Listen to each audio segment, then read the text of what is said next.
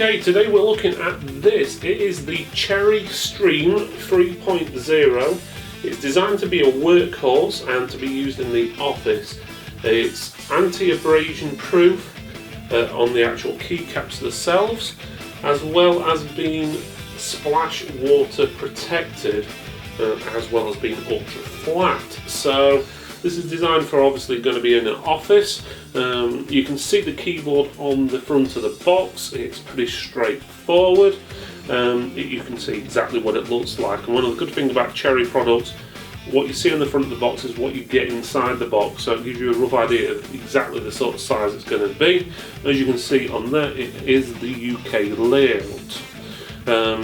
Let's have a look on the other sides of the box.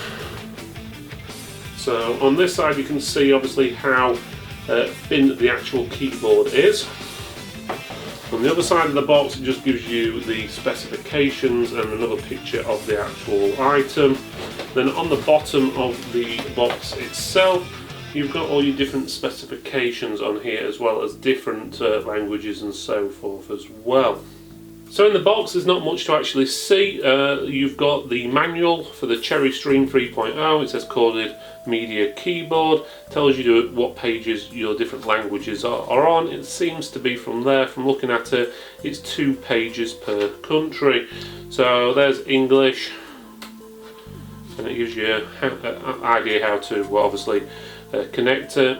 That's pretty much it, to be honest, and there's information about the warranty on there as well. One of the other things what comes in here is a plastic bag for the keyboard. So I'm not sure why they wrap it in these plastic bags, because I don't see any recycling marks on them either, which makes me wonder, because it's actually got the Blaue Engel certification, which is basically a German certification saying it's environmental friendly, or at least been approved and so forth by a group of 13 environmentalists basically. So I'm not sure why there's a plastic bag in there, because that's one of the worst things you can have for the environment at the moment. So the rest of the, otherwise you've got the keyboard itself, which looks pretty good from first inspections, especially considering that the recommended retail price is £23 UK. So that sounds pretty good to me. The cable on the keyboard is 2 meters long. It's a USB cable, standard USB, so nothing special on there. It doesn't unplug from the keyboard, so it is built in. From first inspections you can see that there is 6 hot buttons across the top. Looks like volume, and then basically play, pause, forwards and backwards and so forth.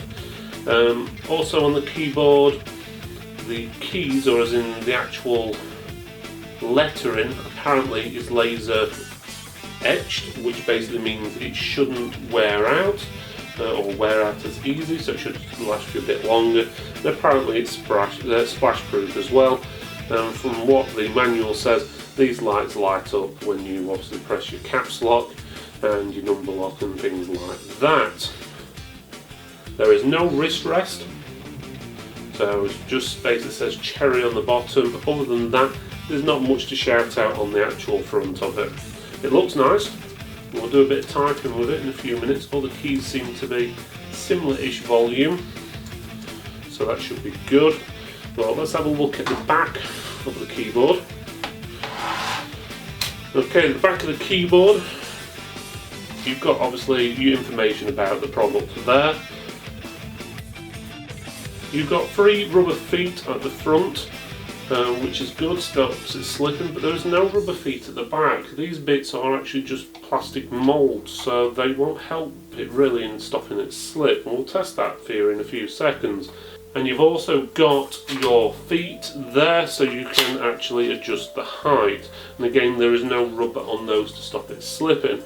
So if I was to turn this over, it has got a nice bit of weight behind it for a keyboard, so that's always an advantage. If I tap it, the keyboard at the bottom, push it, doesn't slip very far because of those rubberized feet, but I'm guessing if I push it near the top it's going to slide. It does. Not much.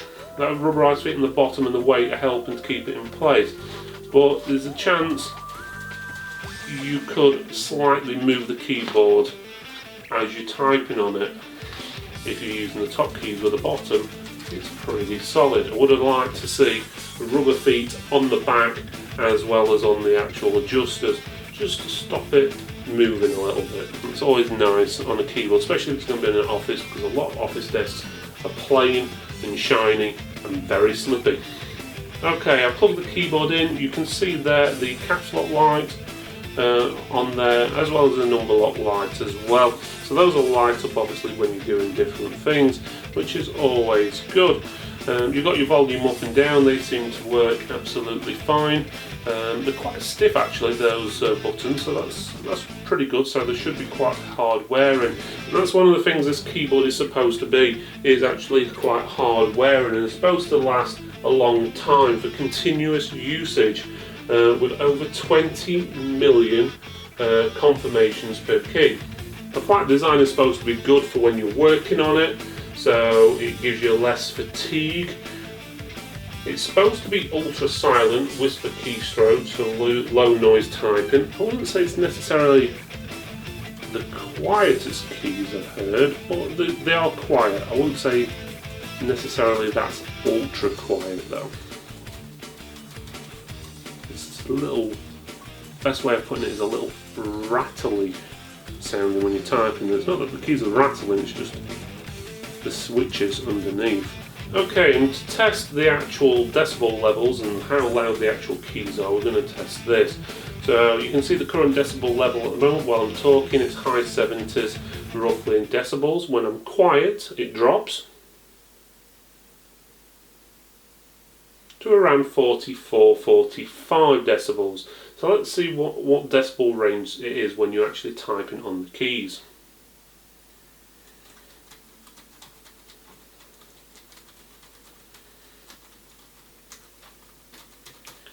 So around about 50 decibels when you're actually typing, which again is pretty good, and that includes when you're pressing the space bar, because on a lot of keyboards you press the space bar, it is actually louder than the other keys.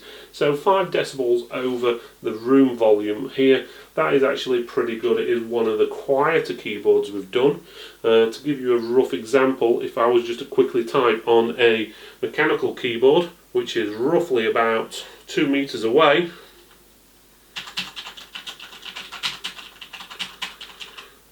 you can see the decibels levels there ranged anywhere from high 50s up to low 70s.